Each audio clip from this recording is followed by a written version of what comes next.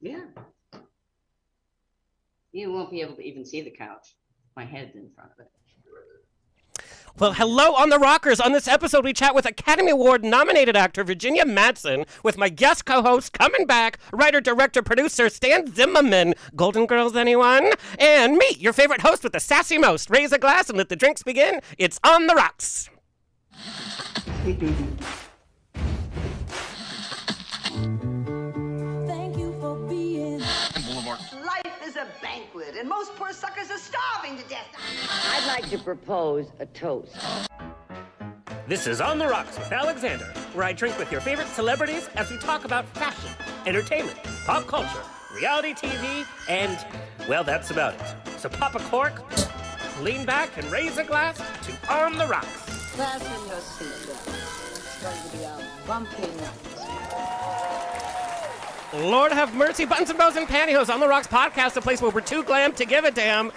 Disney, you don't need to remake everything. Like, take a chill pill, take a break. We don't need remake after remake. We don't need 14 Star Wars shows. We don't need 15 Marvel movies. Take a break, Disney. You've earned it. I just have to say, did you see Pinocchio, Stan? Why would I see that? I mean, childhood nostalgia, right?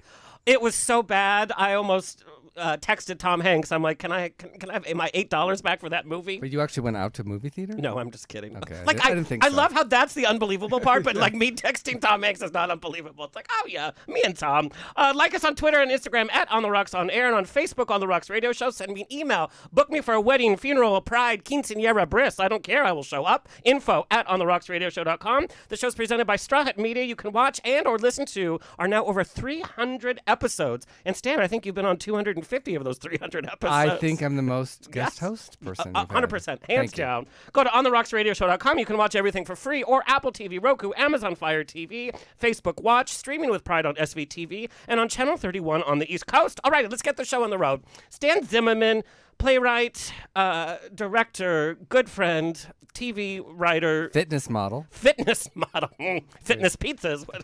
Hey. His career covers so many mediums: TV, film, web series. He's been nominated for 2 WGA awards for Best Comedy Episodic Writing on the classic TV series The Golden Girls and, of course, Roseanne.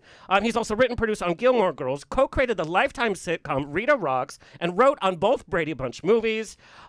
His credits go on, but Exhausted. I'm exhausted just talking about it. But he also appeared on Broadway, by the way, with Nureyev and the Joffrey Ballet. And his Suicide Notes play, Right Before I Go, has been all over the U.S. And in a virtual production starring every big name celebrity from Vanessa Williams to Virginia Madsen. And he was the host showrunner of Sean Hayes' Bravo reality show Situation Comedy. Has been seen numerous times on CNN. I love when you're on CNN. It gives you such a thrill. And he just directed Colin Mockery, of course we know from Whose Line Is It, in Hip Prov. Still sorry. playing at the Darrell Roth Theater off Broadway Until the end of the month. October 30th. Until October. So many great guest stars, by the way, have come to your play. His 3 works are License, Yes, Virginia, Silver Foxes, and of course Right Before I Go. And we are going to chat all about Right Before I Go. And Silver Foxes, which is kind of a reboot. No, I don't want to say No, reboot. don't get It's me an in trouble. homage. It's an homage to Golden Girls. Oh my It's God. getting its world premiere at Dallas at the Uptown Players in March. And we just talked about it. On the Rocks will be on the scene in Dallas. And directed by my friend Michael Urie. Mr. Michael, that's going to be fun. Yes. We're going to get kicked out of Dallas. You know that, right? I'm hoping. Yeah. Is George Takei going to be in it? Actually, what we did, we recorded Oh his my voice, and there is a character that you will hear I within love the it. play, I love and it. we made him say some naughty things. Well, he have you ever hung out with him like at a Star Trek convention? No, I've hung out with him, but Yeah, not at he Star. can get a little naughty. We love that about him. Yeah, I love him, and I love his husband too, by the way. But you have been absolutely Brad. busy. We just talked. We hadn't seen each other since we did a show in North Carolina together. How many months ago was that? Tell them about the show. An Evening on the Lanai, which Yeah. is where we celebrate Golden Girls. We look at clips and we hear Stan's behind-the-scenes stories from season 1. And you were like kind of a newbie to the industry and how you chatted and wrote for the girls. We sold out 3 shows in Palm Springs, and we need Yes, to get we back did. there. Yes, Yeah, it but was I haven't seen so you much fun. forever. Yeah. When you look at the scope of work that you've done, and I'm so proud to call you friend, but from the professional side, I'm just like, wow, that is a lot of work and so many different types of shows, themes, actors. I want to know, when you look back, what project do you look at and be like, wow, that was the most challenging, but also the most rewarding? But you're like, can't believe I got through it, but I got through it. There are so many, and they will be in my book, which I Oh my God. coming out, called The Girls from Golden to Gilmore, about all the wonderful women I've worked with, and Roseanne. And it is a love letter, and those women made me be a better man. And I love that. I'm so lucky to have written for so many wonderful women, and now with Virginia Madsen, she is another wonderful woman, and I've known her personally, but to actually get to act on the stage with her, I'm so excited that we're doing this in a few weeks. Well, when I saw the announcement that Virginia was joining, and her husband joining the little mini tour, I literally emailed her, I'm like, we need to get her on the show. And we have her. And we have her. Yeah. Speaking of which, Virginia Madsen, Academy Award nominated veteran of the film and TV industry. Some of her long list of movie credits include Candyman, Dune, Astronaut Farmer, and Sideways. She won multiple awards for her performance in Sideways, including the Indie Spirit Award for Best Supporting Female, and her work on the small screen includes Frasier, Designated Survivor, Swamp Thing, American Dream, and like we mentioned, she will be appearing in a multi-city tour for Stan's play Right Before I Go. I could literally read the whole bio, but then we'd be here for like an hour. And we will be. And we will be. Please welcome the gorgeous Virginia Madsen. Hey, okay, let's do our first toast. Oh, yes, the there she Atta-girl. goes. There- Atta-girl. So what are you guys having? You poured it. I don't even know what it is. So it's vodka, and for Stan, no caffeine, no sugar, no fun. I have just a flavored water for him. This is my college Wait, drink. This is not flavored water. Yeah. No, I drink vodka. There's no vodka in this? Yeah, no, it's flavored water with the vodka. Oh, okay. Yeah, but it's of course vodka. And then my college drink when I'm a little, because it's been a long day, whatever, we just rushed here. It's the worst sounding. It's delicious. Diet Mountain Dew and vodka. Oh, My college drink was dude. drink was Southern Comfort because you just needed one sip and you were good. Yeah. What is yours, Virginia? Your college drink. I didn't. I just smoked a lot of pot back then. I didn't. Good really- for you. Atta-girl. There you go. Well, there was just really nothing that I could drink that I enjoyed until a friend of mine knew a lot about Italian red wine, Oh. and she turned me on to these beautiful Tuscan reds, and I went from there, and it was absolutely beautiful. And it didn't hit me. Like now I can't really drink red wine anymore. Yeah. But now I am enjoying a French rosé. Oh. We still have a few more days of summer. Yes, me too. You and I shared a little rosé the other day, didn't we? Yes, we did. Yeah, we did. Yes, So we were did. you into wine before Sideways? Oh, yes. I was into the Santa Ynez Valley where we shot it. Wow. And but I had only gone wine tasting once. I just loved like climbing trees and camping, and I'm not going to camp ever in my life again. Why? Why not? Because I don't sleep on the ground. No, camping No. to me is like Motel 6. Like that's as camping as I'm gonna get. No, if I had a Winnebago and I was going to be like road tripping, we would pull into like the most fabulous hotel so I could shower and sleep in a bed. Yeah. I draw the line at sleeping Yes. on the ground. Of course. Wait, what are you drinking now? What is, Okay, this is a French rosé, and Okay. it's in this beautiful stainless steel goblet so that it stays nice and chilled. Ugh, I love it. Well, and Stan, I love. And nobody knows quite how much you have in there. No, that's Very smart. Yeah, that is very, very smart. Oh, it's just a splash. My mom always watches how much I drink on the show, and she's like, mm-mm. And she'll text me during the show. She's like, okay, that's enough. And I'm like, okay, Mom. That's what moms are for. But I love sharing drinks with you, Stan, because we always start off and we're always very respectful. And then after the drinks, the drama comes out, the gossip comes out, the emotion comes out. Some things that we've... No. Yeah, of course. And then sometimes Mr. Stanley turns into a naughty boy and he flirts all around. I can't help it. Yeah. What? Yeah. They love him. The old, the young, the rich, the poor, they all love Stan. Like, you are a boy magnet. A man magnet. That's not how I see it. Isn't that weird? Oh my I don't God. see that at all. But okay. Just don't go knocking at his hotel room after 11 p.m. Oh, it's so modest. Yeah. Oh, no, that's not the That's guy. not me. Maybe in Palm Springs a little bit. But yeah. it was so cute because you literally were mobbed by all different types. Well, because people have an emotional connection to Golden Girls, so they it's wanted to before talk they to even me. knew. In fact, one of the guys was like, "What's Golden Girls?" How rude. And then Who did that? Who said that? some young kid that was in love with Stan, and Stan took him to prom the next day. It was very cute. There you go. Um, Okay, but like I can't imagine anyone who doesn't know what the Golden Girls is. yeah. Either the actresses or the show. And who would you be of the four Ooh, if that's you a had to good play question. one of those four?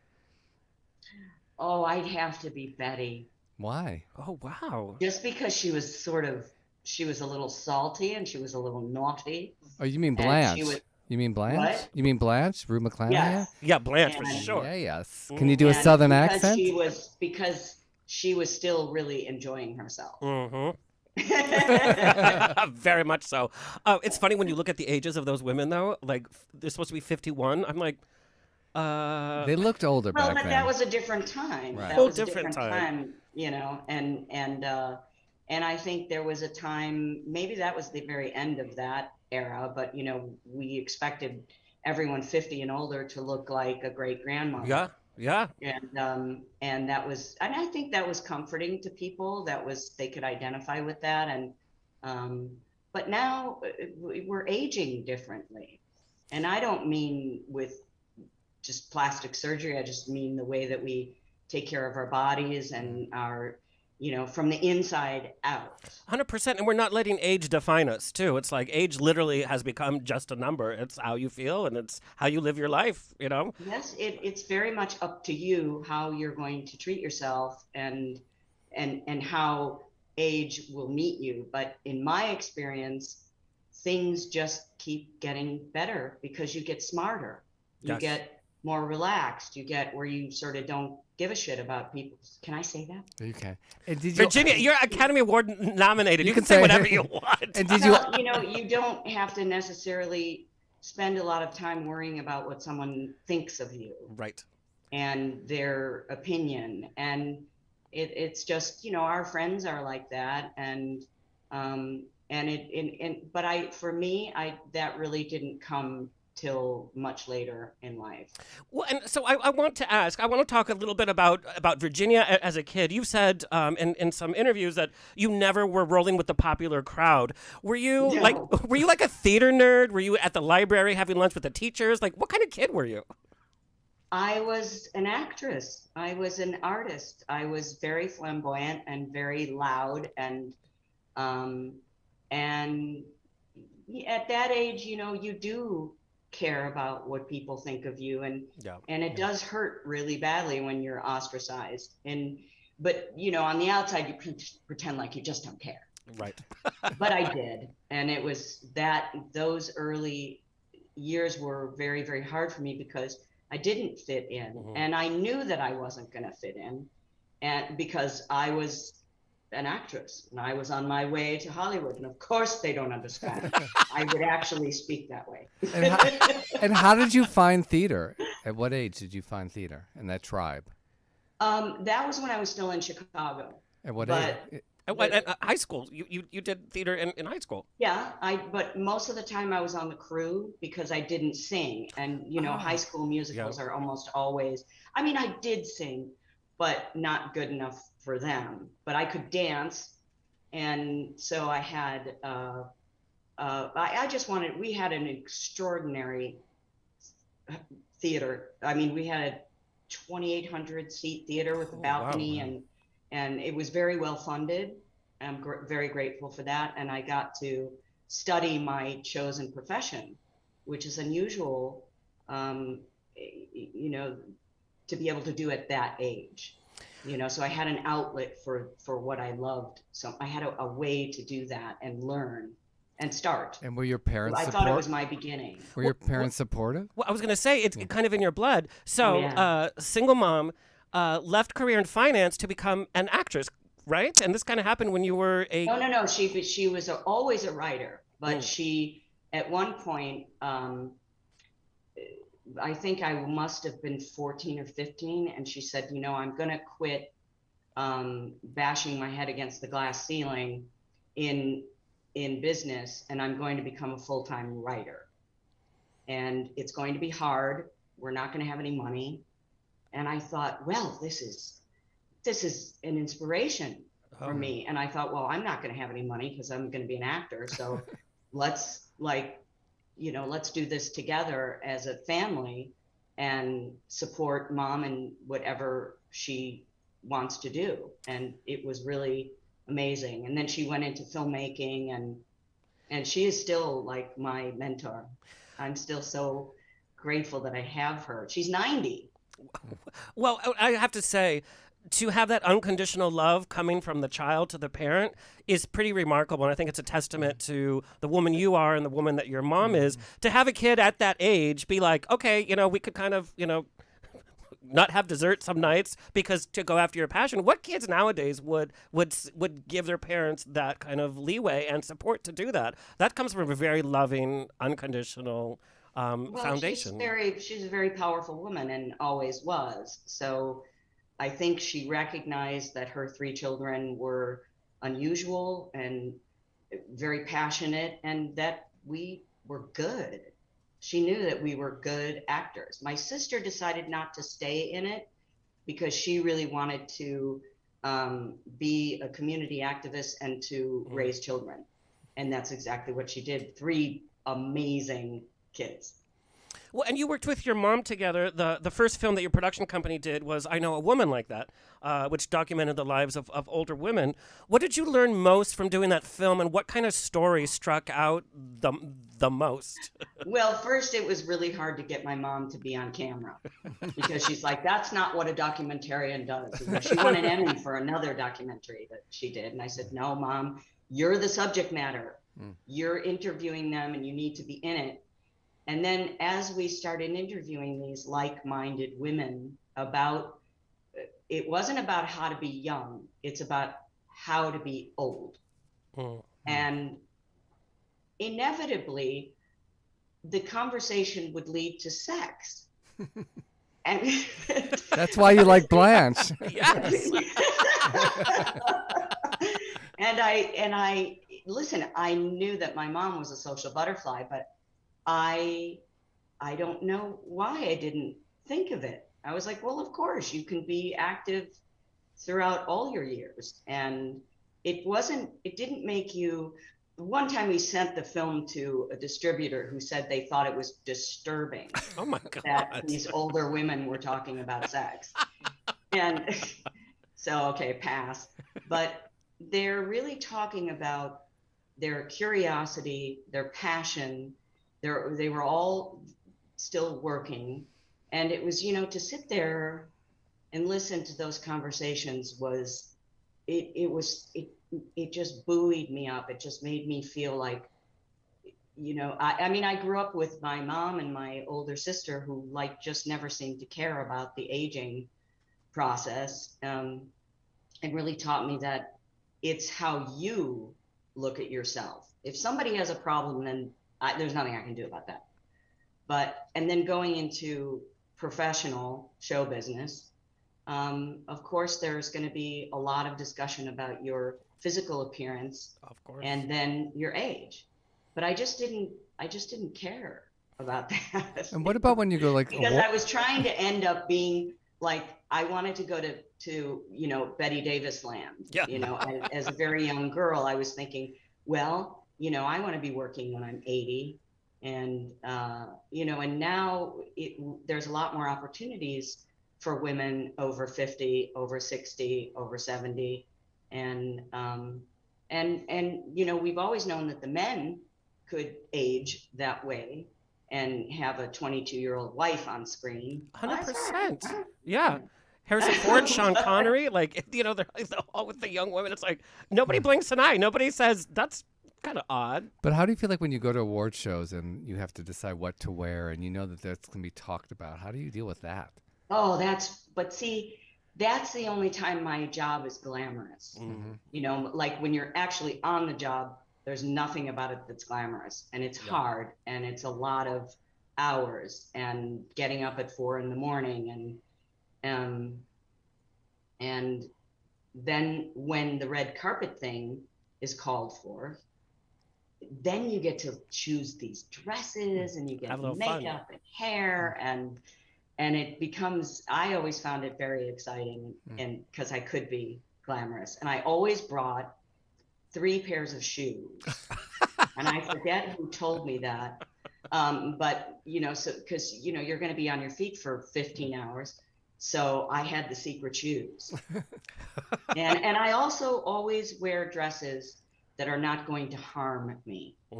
I wear dresses that are going to be as glamorous as they are comfortable. And when someone's doing your makeup and hair, there's really nothing you have to worry about. Yeah, and you Oh, just look feel at like Pamela. Look at that, gorgeous. Oh my God! Look at Gorgeous. that red one. Kevin Hall is an extraordinary designer. He's based in LA, and he makes gowns for a woman's shape or a man's. Yeah. And so, that's also glamorous, like going to your designer and they're discussing what you should look like and what colors, and they bring out the fabrics. And I just thought that was so cool. I just thought it was so, it was wonderful. And then sure, you're going to be scrutinized, but you just don't care. You're there also to do a job. You're there to promote your film and because not a lot of us can do that for the movie. So the actors are going to have to be front and center. And I always grew up with, that was part of your job. Yeah. That was what actors did. And I grew up seeing that and never missed an Academy Award show ever. What's it like to have that train? Like I know it's hard to believe, but I've never had a train that I've worn. What is that? How do you maneuver I've seen your that? caboose. Yeah, how do you maneuver that? That never works out well because someone is always in a stepping on frenzy it. and they step on it. And I had, can I name drop? Yeah, of course. Hello. Hello. So it's a fabulous story. Okay. So Have another sip, Virginia. what? Have another sip. Let's spill the okay, tea. okay. Yes. You gotta sit back. This is a good one. Okay. So I'm on the red carpet at the Academy Awards. And as one does. And I'm nominated that year for Sideways. And so I had this amazing Versace gown, which they came and sewed it onto my body. It was at manicure, pedicure. Anyway, I'm on the carpet. It's dream come true. Yeah. And I had this train, and it was part tulle, part this like black netting and all this beautiful turquoise fabric. And I felt somebody stepped on it, and as I'm walking forward, I could hear it tear. Oh my God. And so I turned, and it was Faye Dunaway. Oh, of course. It was Faye. And I admire her so greatly. And so I didn't move because she was still standing on it and with impossibly high heels. And so I just turned around, and for some reason, I turned into a child, and I said, "Oh, Miss Dunaway." And she went, "I know you." And all I could think to say was, "I know you too." And get off my train. Oh God! And then she moved on, so I could gather it up. Oh my Lord! Of all people. And I thought, well, if it's Faye Dunaway, yeah, it's worth it. Yep. And I'm sure that Donatella would understand why it was torn. And do you remember where you were the day you heard you were nominated? I literally had that question down. I'm a psychic. One of your fans actually asked that. Do you remember where you were when you got the news? No. Yes, of course. Yeah, of I did. Well, you had an idea. a lot of times it really bothers me when someone was like, "Oh, I was asleep." Yeah. Oh, Bull crap. I don't know. And it was a pretty big year, and so my mom was over, and of course I stayed up all night. And then when the announcement happened, it looked like somebody made it up because the other actresses, they have those little squares of their picture from their movie, and mine just looked sort of like me hanging out. So it looked fake, Like a police lineup picture? No, it was just like me looking like this. Yeah. And everyone else was very glamorous. And so when they read my name, my mom screamed, I ran outside screaming, I came back in. And I ran, my mom and I are hugging and crying and collapsing. Yeah. And then I ran upstairs to where my son was sleeping, and I woke him up and I said, "Baby, your mommy just got nominated for an Academy Award." And he had put his little arms around me, and and it was so right. And it was so, none of us making that movie thought we would go that far. I mean, I figured that certainly Alexander, I think, we thought, okay, the writing is going to be, but to go for all of us, it was a little bittersweet, because I thought that Paul should have been nominated. And but he was totally cool, of course, as you'd think he would be.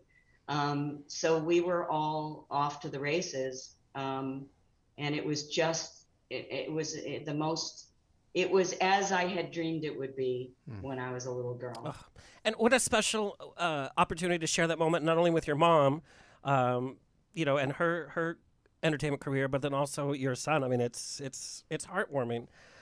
Virginia, it was really, and I thought, well, if it doesn't go, if they don't call my name, that's okay, because I'm still going to the big dance. Yeah. I knew I was still going to be there. But the year had been the campaign and everything had been so much fun. And finally, for people to see what I could do, and to be so supportive, and to have such an overwhelming approval. And it really gave me a lot of confidence. So we got this question. We have a number of entertainment people that watch the show because we share so many behind the scenes facts. And so this actress wants to know. We hear about the awards and the nomination, and the next year it's a whole different category. But they wanted to know, in the reality, and because you're always so sincere in all the interviews that you give. I mean, you just tell the truth. In the overall scheme of things, what did that nomination do career-wise for that year? Because, and we know the award shows have gotten a bad rap over the last couple of years, and it's like, that doesn't take away from the actual award, but it's kind of like, oh, award show. But what kind of impact did it have on you, on your psyche as an actor, but also on your career? Was it like, oh, then all of a sudden all these, Spielberg scripts are coming to your door? I mean, what was that shift? Well, no, but it was, I knew that it would change my life. I was very aware of the fact that everything would change, and had already changed, and that I finally had a way to show who I was and what I was capable of doing in a part that seemed, so simple, so quiet, just the understanding lady who listens really well. So that's why I didn't think any focus would really be on me, because I didn't really have much dramatic stuff to do. I just got to sort of be Virginia. And that turned out to be the best thing of all, because then people felt like they knew who I was. And then it gives you a lot of opportunity. That's the thing. It gave me confidence, and then it gave me opportunity. And so that was a really important thing. I haven't been able to talk about it in a long time, so thank you for that. It was joyous. It really was. Well, I love seeing you be nominated, and that film was such a gem, because like you said, it's a quiet film, and that it doesn't have a big explosions, and it's like, here's a movie. But there was so much sincerity in that film. It just popped. I mean, it's just something about it. You cared about the people, and it was like discovering 100%. Who are these wonderful actors and people, and the genre and the place. And I've been to the restaurant. Got to take my mother to the restaurant. And that's a beautiful part of California, and also the writing. The writing is everything. You never know what they're going to do with your work once you're done. Right. But to have that kind of writing, and to get out of its way and just say the lines, you don't need to embellish. You don't need to play a character, even though I was, but it was me like 10 years before that. It was where I was personally. And what was the audition process like? Did you? Oh, well, that was a very, very hard audition to get. And anything, you know, because it was Alexander Payne and he wasn't seeing everyone. Yeah. So I was asked. So I really, really prepared. And she sounded like me. It sounded like somebody crawled in my head and just wrote down notes. So I didn't really have to transform into anything, but just be myself. So I worked with an acting coach named Aaron Spicer because I couldn't figure out, like, what am I doing wrong with auditions? And so we worked on it for a while. And so that when I walked in, I felt, you know, auditioning is very hard. Yeah. And I walked in like Maya. I walked in totally relaxed, which wasn't always usual for me. And so he just kind of, you know, Alexander just kind of looked at me and said, "Would you say that again?" Sure. And then I waited a few months, I think, before he asked me to do the movie, which is really, I just put it away because I know that sometimes I do a really good job, but they're going to go with a bigger name, or they're going to go, as they say, this is every actor's nightmare. They're going to go in another direction.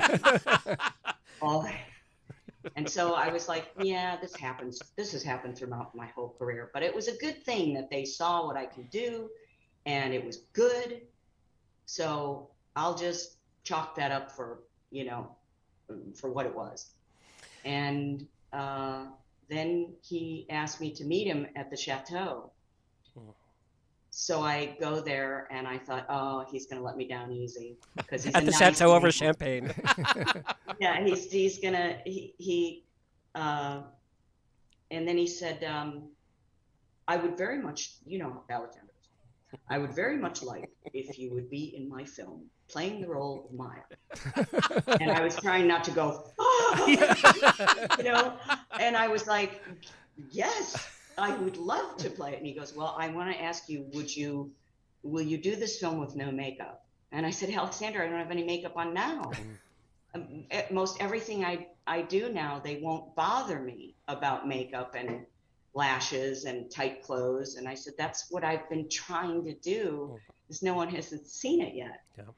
And because my movies were these little indie films that were a great artistic endeavor, but it's not like we had anywhere for the film to go, like they can live online now. Right. And so, but it was still like a gentlemanly thing to do, to ask me that way. It's like asking a hand in marriage. Yes. In the old days, yes. Yeah. And Virginia, you have this, you know, that sincerity in your performance in that film, and in everything that you do, there is this sincere energy that you have, this honesty. And it's the honesty that you have in your interviews. You know, you share a lot of information that is so vital for people in the industry to understand and to join in and feel as well. Part of that, you've talked very openly about sometimes you have to take the job. So it's like, do a TV job or something. And you've said this in many interviews. Sometimes it's about the reality of paying your rent. It's not about the reality of choosing, oh, well, that's a smart choice, or picking and being kind of, you know, a filter. It's like sometimes you got to work. And looking back from the accolades, from the outside, it looks like everything that you've done is just such a great project. But you have said, you know, I've had to take some jobs just because. So I want to know, what is a project that you took on that you were surprised by that was like, oh, okay, I'm actually, okay, yeah, this is good. Maybe it was a challenge or something, but something that you not necessarily would have chosen, but it ended up being a good thing. Oh, there's too many of those to count. But I approach all of them the same way. This is my job. I'm going to be the best that I can be. I'm going to work really hard. And I'm going to be a part of this team, this family. Every film, every TV show, everything, it's all different, but everyone's trying to make something good. It doesn't always work out that way. but every job, sometimes even the ones that, it's going to kind of be a stinker. Yeah. But those kind of jobs are also an opportunity to learn and to better yourself as an actor. And that's what I've always done. It keeps you going, and it keeps you just keep getting better and better, even if the material isn't better and better. That's our lot. We're not always going to have a Sideways. We're not always going to have the Emmy award-winning series. But as long as I was like fortunate enough to be working in this profession, as long as I have, then I'm going to do it. I'm going to do it, and I'm going to keep getting better and stronger, and until I decide not to do it anymore. I don't see that coming anytime soon. Or you turn into Faye Dunaway. Yeah. And you're stepping on people's dresses left and right. You know what? I really want to go to Helen Mirren land. And Yes. I want to go to Judi Dench land. Yes. That's what, because when you watch and Meryl Streep, like, there are a lot of actors go through all kinds of slings and arrows, and they're a pain in the ass, and whatever they think method is. I'm like, did you read the book, or you just being a pain in the ass? But when I see the ease, you think they're doing it with ease, Right. but you know that behind that is a great wealth of knowledge. And they all have a beautiful vocal instrument, and they're nice to everybody. It's more than nice. They're professional, and I learned that at a very young age, is to be professional, and it gives you a longer life in the business. And I'm so glad that you're sharing that everything is an opportunity to learn. Whether I think we interview a lot of the younger generation, the MTV generation, the CW generation, and sometimes I just feel that there's something a little bit missing in terms of the professionalism and in terms of the being so happy that you are working and to learn from that. And Virginia, you have worked with every kind of co-star. Literally, it's like it literally. When I looked, I was like, oh yeah. I want to know what co-star you learned the most from. Not that they were some teacher, but that it was the process of sharing a scene with somebody. I don't know if I could choose one. I certainly, watching Meryl Streep and Lily Tomlin work was wow. That was extraordinary, because they had that kind of ease. Where it comes out of like really knowing what you're doing. And I loved being able to, as I always have, just, sneaking on the set, just watching. Yeah. And that was in a Robert Altman movie, right? Yeah, that was a Prairie Home Companion. And he never quite knew when he was going to put me in the scene. So I'd be sort of always half done, in case he would want to throw the angel in there. And it just gave me a chance to sit next to him and Paul Thomas Anderson and just watch what everyone was doing. And that was a real gift. That was really extraordinary, because everyone was fun on that show. Yeah. Are his Because movies? we all knew that we were in this very rare space and time to be with him directing, and we were in one location. Yeah. And so there was no running around. There was just fun to be had. And are his movies scripted? I always heard they were just ad-libbed. Like, how much did you know what you were going to say, or? Mine was totally scripted. Almost everything was scripted. But if people did some improv, it just worked because they were so good. And he would love it, and he would keep it. But my stuff was all more stilted and just the lines as written. I want to talk about a cult classic, Candyman. From Clive Barker. You see what's behind me up right here? Oh, you see that? No. That's the hook. Oh my God! Crazy. And my good friend Alan Poole produced that movie. Oh, and I was Yeah.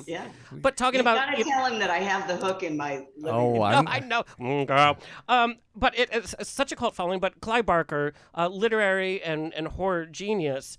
I'm always interested in the creative process of a horror film because, especially with Candyman, it's just not a slasher and like a screamer movie. There's a lot of layers, there's a lot of substance, and so I want to know, as an actor, kind of playing in the horror genre where it's so stylized. And I heard, rumor has it you were hypnotized for some of the scenes. Yes, Did you hear that, Stan? It's like my show Hip Prov. Yeah. Yeah. How's that for a plug? Well, it just kind of shows that like actors are pretty much willing to do everything. I mean, I was covered with live bees, And you're allergic too. Oh, no. Yes, and it doesn't make you feel good when there's netting and all around where you're filming, and there's paramedics standing by. Oh my God. I couldn't do it. No. I couldn't do it. But I didn't. No, I didn't get stung. But Tony got stung, I think, 4 or 5 times. Oh, wow.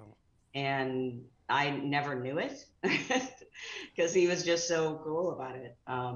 But it was, as far as the process, I think the horror genre is the most fun to work in because, it's like Halloween when you were a little kid. Like you're pretending to be scared of things that aren't there. And I know how to do that. And so you're, everything that goes bump in the night is, thrilling. And this was a beautiful script. Beautiful. So it was just a matter of reacting to things. And it was just, it was really fun up until a point where we had this 2-week period where everything was blood and guts.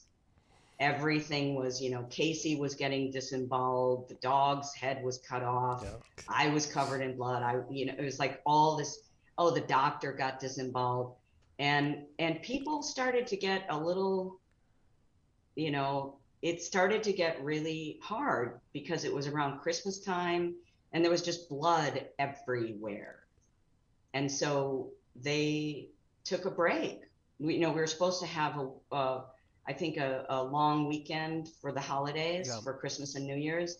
And I think we took like almost 3 weeks off. I could be wrong, but everyone had to like walk away and have a breather because it was constant screaming and pain. That part was not fun. But then when we came back, it was fun again. You had to have that little reboot and that breather. It is a very heavy movie. Is it beautifully done? 100%. And that's why it's become a and cult. it's great that it when I was watching It's a Wonderful Life, I thought, oh God, I hope one day I can be in a Christmas movie and it'll be on every year, just like Donna Reed. And then that didn't happen, but Candyman happened, and that's on every year. You can suited me more than the Christmas Story anyway. Maybe you and Nick could do a Hallmark Christmas movie. Oh, there you go. Oh God, that would be so excellent. That would be awesome. I'm gonna go home and write the corniest Christmas movie ever. Okay, and then can they have like the gay neighbor? My God. Well, we'd kind of have to. Yeah, right. He's like Lucille Ball trying to get in every show. Ricky, can I be in the show? We're going to talk about Right Before I Go, and it's actually a very good lead in talking about a heavy project. But before we do, I found this out about you, and then I wanted to get your name tattooed somewhere. I heard when I recently saw Star Trek II, because it came back to theaters for the anniversary screening. I heard that when you saw Star Trek II originally, you cried so much that it really affected you. And of course, we know you were in Star Trek on TV. Were you always a Trekkie? Yes. Ah, yes. Oh, I mean, yes. Look, I have my own phaser. Oh, yes. I mean, that's how you know you've made it. It's like when you get a phaser and when you're in Star Trek. Oh, I had all the things in Star Trek, and my mother sat us down every episode of that show because she loved the writing. Yeah. And she thought it was socially relevant, and it was it was pretty much one of the only shows that had a diverse cast. 100%. And she just loved. She was like, "That's the future. It actually is the future," and so I thought that was pretty normal, but of course it wasn't.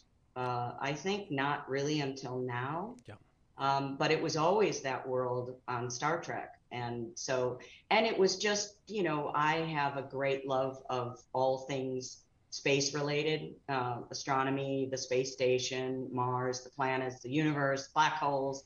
It's a big thing for me that I may have gotten a love for that because of Star Trek.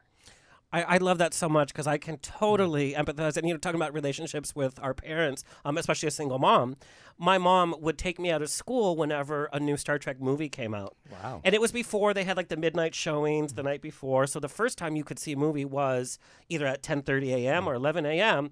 And so I knew the nurse was going to come in. I knew when it was a Star Trek day, the nurse would come in and be like, "Oh, your mom is here. You have to leave." I'm calling social services. Your mom is awesome. Yeah, because she was raised on Star Trek. She is awesome, and you need to meet her. She Yeah. is a wonderful, beautiful person. And she's a huge fan of Virginia. She's watching right now. But Star Trek was our thing. Talking about a family that was not your family, that you could make your family, and talking about the future and feeling accepted. And it was such a special thing that we shared. So all of those movies. Did you have a favorite episode of the original? I would have to say it was Space Seed because, of course, it led into Star Trek too. But what I really meshed with was the original films. Even Star Trek 1, everybody gives a bad rap to. My mom talks about being such a fan and seeing the Enterprise in Star Trek 1 for the first time, and she was moved to tears because it was like, wow, it had been so long, and seeing that beautiful ship. Screen finally, Yeah. And V'ger, come on, man. Yes. And then the whales. Well, the whales were number 2, right? That 4. was Star Trek 2. No, 4. Star Trek 2 is when Spock 4? died. Yeah. Okay, which one was Khan? Star Trek 2. Where he had the Yep. naked chest. Oh God. And that was his real chest. People thought he had a prosthetic. It's like, no, Ricardo Montalban was. Who knew? Who knew? I did. You did.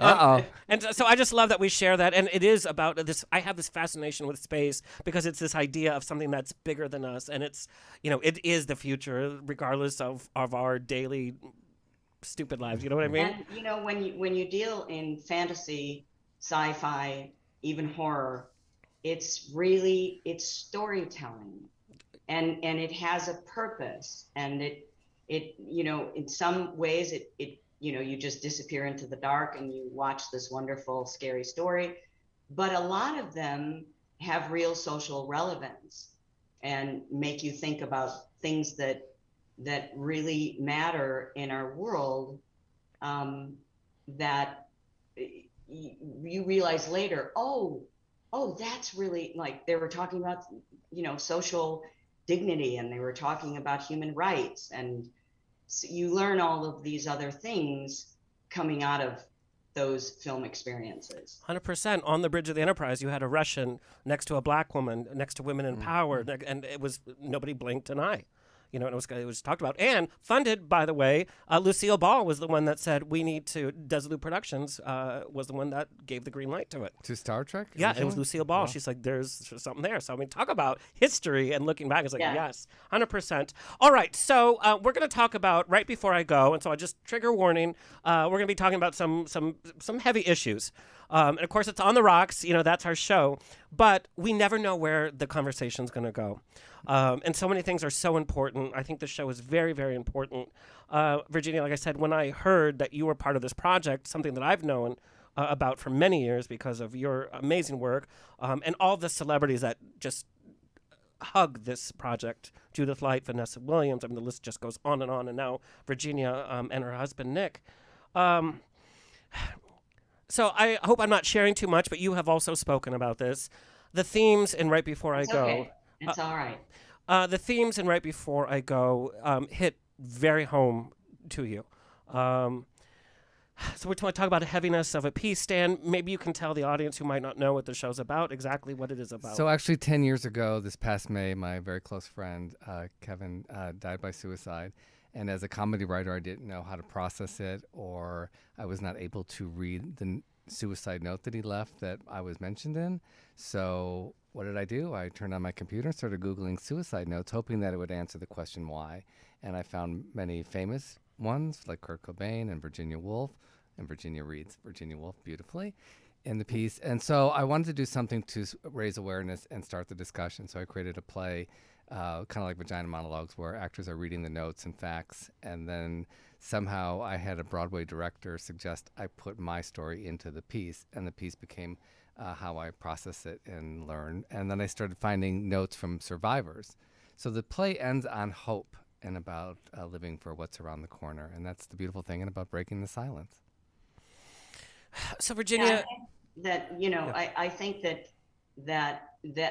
is the crux of the play, is break the silence, because there's a thing that happens when you have this experience, and if you haven't been directly touched by it, I can guarantee you'd be surprised at how many people who have had an experience with suicide in their life, and it, if you bring it up, I started to feel that with my experience, that there's a pause, and nobody kind of knows what to say. Right. No one knows, is it okay to say anything? And yes, it is. It's all right to talk about it, and it should be all right to talk about it. It's a shared experience, and it should not be taboo. And it should not, people used to be this way about, I don't know, random breast cancer. No. Like, you would just not tell anyone if you had cancer. And, it was hard to talk about mental illness. That's now part of our discussion, part of our human experience. But when it comes to suicide, it's people just not sure what to do with it. So, and we're all looking for why, we're all looking for how, but the how is not as important as, you can't sometimes define it. Sometimes there is no why. So when I was reading Stan's work, I felt like, we didn't have a note. And so it was kind of, many people do leave a word or two. Many people do leave a letter. And so that was really, really helped me. And the survivors, the part of the play that has to do with survivors, and just making it into a discussion, opening the door wide and letting us break the silence.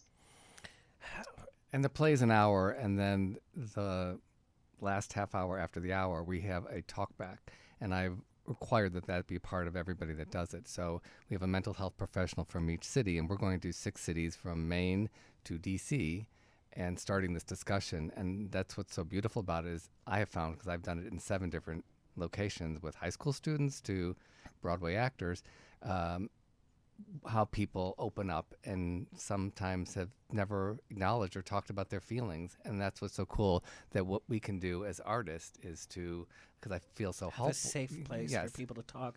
Because there are feelings that go around it that, there's anger. There's anger for the people All that are left kinds of behind. emotions. And it's like, it's so careful, but it's like we should talk about this anger. And Virginia, you said it so beautifully that we haven't talked about mental illness until the last, 5 years maybe. Right. It's not as if it's a new thing. That's exactly right. But even growing up, I grew up in a very Latino home. You never talked about any of, something that might make you look bad. You just did not. But I think now we're having open conversations about mental illness. We're supporting each other. We're listening and we're sharing and we're being honest about it. Especially through COVID. We know the nation suffered, and a huge number of LGBTQ youth committed suicide during COVID because they we don't use that term committed. You say died by suicide. See, and that's something, this is something that we're learning. You don't know, and we do talk about that. And I hope people they go to seedlingevents.com to find out if we're coming to their city. And we'd love to see you there and have that discussion with all of you. So we don't say that. So what? Died by suicide. The word commit makes it seem like a crime. And I didn't know that either. So I'm coming from a place when I first wrote the play. And then the community told me. It used to be a crime. It was listed as. Well, in the Jewish community, I was unfortunately at my mother's funeral. And they said to me, across the street, not in the cemetery, there was a separate cemetery for Jews that died by suicide. And that just shocked me, and that's why even in my religion, we have to start that conversation. So, I was raised Catholic, and Catholic, you couldn't be buried in a Catholic cemetery if you had died by suicide, and now they changed that. It changed over the last decade, but it shows that we're having conversation. It's just so things are changing, and I've literally had teachers come up to me and thanking me and hugging me that this piece of theater is helping them. They can bring that into their schools and start Yeah, conversations. it's like people need to have a language for their dialogue, and especially died by suicide, because in our Western world we have a real hard time with death in Yes. general. Like Yep. nobody wants to say like nobody wants to use that word, and so I think by saying died by suicide, because they're gone, they didn't commit a crime. Yeah. So I'm all never for thought about that it that way. change in the title. And I've never thought about that. I've never taken the time to think about that, because when we talk about even the issue, like, we You're get just a little afraid nervous. to use that word, even suicide, and now they're saying it's okay to people bring are it very afraid. As soon as you say the word suicide, they're like, oh, they sort of want to fade out of the room, and it's you got to let people talk about them. You got to talk about the one you love that's no longer there, and it keeps their life, it keeps them alive, it keeps their memory alive, and it also allows us to dialogue with our family and our friends about this is what happened, and guess I keep thinking about him today. I'm having a hard time. Keep thinking about him, and to not be scared to chime in. You don't have to be scared of being supportive of someone who's gone through this, and they just not sure that they have the right language, but just say, I'm here, I'm listening. That's a big support. And now they have the 988 suicide prevention lifeline, which is something new. The 988. Yes, like I was 911. glad, because we're always trying to talk about this number. How is anyone going to remember that in an emergency? And it's there. It's there now. So, Virginia, as an actor, you're going to be embarking in a 6-city tour, and you're traveling and you're performing with your husband, which adds this whole other dynamic. I was like, I don't know how you date somebody in the entertainment industry. It's like, girl, if you make it work, you make it work. But as an actor, how do you deal with this kind of heaviness? You talked about the heaviness in Candyman, and this is a whole different heaviness that hits you literally in your home. How do you maintain your personal mental health through this rehearsal process and now the performances coming up? I think that we're in this position, we're in this show together, and everyone in the show has had this experience. Everyone knows each other. So I feel like we're surrounding each other with love and support. And having Nick next to me gives me a certain amount of freedom. And so, yeah, there will be some times that it will hit me hard. I don't know yet until we start doing it. But I'm willing to be a part of that, from the good side to the bad side to the talk back at the end. I think, I just feel good being able to talk about it and sharing it with other people. It's just, I feel like it's just a great, Stan, I'm just really honored that you wanted Nick and I to be a part of it. We're really honored. And you're doing it in the right way. We have all the building blocks around us, and it's going to be an extraordinary experience. And she plays Kristen, my friend Kevin's best friend, and we have these scenes that are so funny that we're on the phone, and I just love playing with her. I'm like, I'm playing with an Academy Award nominee, and it's her, and we I'm just playing with Stan Zimmerman. and we just kind of look at we're not allowed to look at each other, but we kind of giggle inside, and I can't wait for people to see that. Well, and also by you have injected into the piece places where it's okay to laugh. Yeah, I think it's that's all right that some of this is funny. It's all right that some of our observations are funny. We're not making it into a comedy, but it's all right to laugh and to take a breath at some points. You don't have to just sit there like, oh my God, it's so heavy. It's human. It's not. It's life. It's life. It's life. I love that you say that. Humor sometimes saves us. Yes.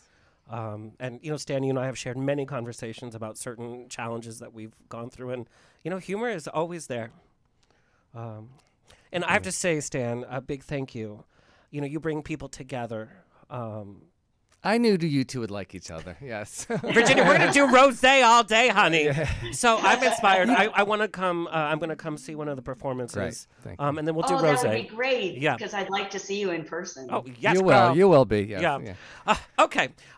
So where can people go to? Seedlingevents.com or to my Instagram page or Facebook page, and Virginia has a wonderful page. Yes, and Virginia, you've also shared on your Instagram, about your own experience with suicide, and it's just beautiful. So Yes, my nephew. Yes. My nephew died by suicide, and it was like, I think with most, it was unexpected. None of us really know how to put it in a compartment or a drawer, or you don't know what to do with it because it wasn't our decision, and in some ways wasn't our business. And a decision was made, and we're left to try and explain, or more than that, try to accept with love. Someone that I loved so much is gone. And so part of you is kind of like, where did he go? Like, that was such a young life. But that was what he decided. So the best that I can do is join in the conversation, encourage the conversation in honor of him. I don't want him to be a number or a statistic. I want him to be alive in our hearts and our minds. He may not be with me physically, but and I also, I went to the family and said, this is what I want to do. Are you okay with that? I won't do it. And everyone was 100% down with it. Like, please get people to talk about it. Please get people to talk about him. And so that's why I ultimately decided. And Stan, you were just very careful with me and really wonderful about, are you sure, I don't want to ask, but like, are you sure you want to be a part of it? Your involvement will save so many lives and start so much discussion, and That's I can't thank you enough, and I really look forward to spending the next 3 weeks with you, and we're going to have a lot of laughs, but also a lot of hugging as well, and I will see you very soon. Too. Yes. I think so too. So thank you. Alexander, thank you also for bringing this out, bringing it out of its own closet, and that it's okay for us to talk to you about it, to talk to a wider audience about it. And we're not uncomfortable. It's not that we're not going to be sad, and it's not going to be painful at times, but I feel like it gives him, it gives us purpose. It gives his life a purpose, even if that's just me, maybe it's just my purpose selfishly, but it puts it in a place where he's going to live on. It's okay, Alexander, you can say something. No. It's like I'm just. He's enjoying crying. this. He's crying right I'm just now. enjoying this moment. It's like. That's all right. Tears It's all are right. good It's too. all right. But this is like Shed a part of lot it. them. It's on the rocks, and this is part of life too. But you are family, and Virginia and Nick are family, and so we can and share we that. should talk about Yeah. everything. Thank you so much for having Oh, us. Virginia, I can't even tell you what an absolute joy, and sharing your story with such sincerity, and Stan putting everything together. Love you. I love you too. All right, girl. Thank you. So I'm gonna come and I'm gonna see you. So the last city is Washington D.C. Oh yeah, we're gonna raise some hell in D.C., aren't we? So I think, how about I come see the Washington D.C. and then Virginia, you and I can go to the Smithsonian and see the original Enterprise Oh no. at the Air and Space Wing. I did that already, but yes. Excuse me, girl. Yeah. Okay. Okay. Deal. Okay. So I think you have a little bit left in your glass. So we're gonna do just a little truth or sip. Oh, no. The co-star that made you starstruck, that you were the most nervous to meet. You either tell us the name or you take a little sip. In a movie or in an audition? Any Um, co-star. mm, um, I'm usually very comfortable with them, because I feel like we're on an even playing ground, even if they're Harrison Ford. Oh, I just love being around them because we're all on the job together. So I haven't really, Nick, did I have somebody that I was really freaked out about? Well, Nick Holmes. Oh, well, yeah, I messed up a couple of auditions, and one of them was with Paul Newman, Oh, and the other was God. with Kevin Costner, and I kind of really blew it because because, with Paul Newman, I was like, yeah, I'm fine with that. I'll read with Paul Newman, and they said, well, his eyes really are that color, and I was like, yeah, I know. You So saw. I go in, and I know it's just down to me and a couple of other girls. And so I'm like, I'm going to just take this thing, man. And I just kind of lost my voice and I lost my breath. There was just something about, like, he looked in real life the way he looked in Cool Hand Luke and HUD. And I just kind of, and I thought, oh God, and I have an amazing voice, and I was like, and I did not, I don't know why, I mean, I've worked with, really huge names in this industry, but there was something about Newman that just, it really quite literally took my breath away. So I did not get that part. That's funny. Because I think they were having us in the room to see who was going to be more freaked out, and I was definitely the most freaked out. That's so cute, though, Yeah, to that's hear. cute. All right, truth or sip, the strangest direction David Lynch gave you during Dune. You know what? He really, I just was pretty much a glorified extra on that movie. I didn't have a lot to do. You look good doing it, I will tell you that.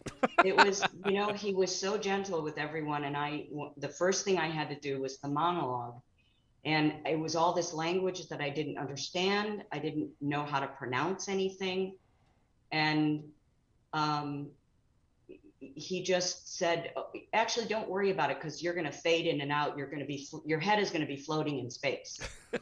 So if you lose your lines, just look down and then start over, and then you'll fade back into space."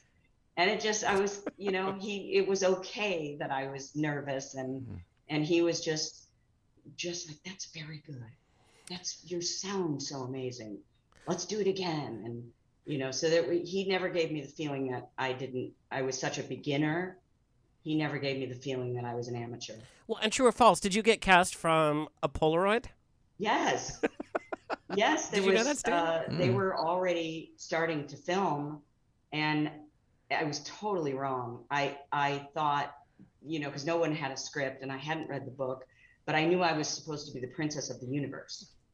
So I wish I could see that picture. I wore this white mini dress with white lace stockings, and probably had anklets, and big, my hair wasn't that big yet, but and I just sort of stood there like I'm the princess, and I really looked more like a Disney princess than the Dune princess. But there was something about my face that he liked, and so he just cast me. I think he liked my voice too, and next thing I know, I was on a plane to Mexico City. And like, what am I doing? I don't know. And also, as an actor, I don't care where you are in your career, even now, I find it hard to sleep before the first day. I'm still excited, I'm still nervous. And when you don't know what you're doing, that's kind of a blessing in disguise. You just have to go with it and be brave. What a special night. Yes, thank you for having us. Thank you so much, Virginia. Thank you. Tell everybody For where you want me back so many years. Oh, and what is your Instagram so everybody can follow you? Because you share a lot on Facebook too. You're very active on Facebook. Yes, but I have someone who helps me with that because I get a little bit bogged down with all the scrolling. Well, I'm sure. But people are so wonderful and so supportive, and I have a really wonderful fan base, and I'm on my own name, Virginia Madsen, on Instagram, and that's the most fun for me. Although Instagram's changed quite a bit, it's more about self-promotion than like a pretty sunset. Yeah. And I liked when everyone posted pretty sunsets and their dog. And I think TikTok has kind of taken over there, but Keep posting your sunsets. Keep posting. Like, you got it, girl. I'm just gonna still take pictures of food. We'll take some sunsets on the East Coast while we're out there. And in Washington, D.C., we're going to take like 40 selfies. And, Beautiful Maine, the water. Yeah. Lobster. Yeah. And Stan, where can people find and follow you? Zimmerman Stan everywhere. Yep. And OnlyFans. I love your OnlyFans. How dare you? I wish. Maybe. No, I'm totally kidding. What a special night. Thank you so much for sharing so much. Thank you. It's always a grab bag of fun. You never know what we're going to talk about on The Rocks. Big thank you to our engineer, Tony Sweet, our social media clip editor, Alexis Mendez, our researcher, Mama Rose, who's watching from home. We have actor Garrett Clayton coming up, also Zach Young Love from him. the Food Network, by the way. And he has done many readings of Silver Foxes. How about that for a little connection? Please like, share, subscribe. We'll continue bringing this fabulous program your way. Until next time, stay healthy. Stay happy. More importantly, stay sexy and tipsy. Ta-ta! Oh, wait. Cheers! In another episode of On the Rocks. Tweet me and slide into my DMs on Twitter and Instagram at On the Rocks On Air. Find everything On the Rocks for free at OnTheRocksRadioshow.com. Subscribe, like, review, and share. Until next week, stay fabulous.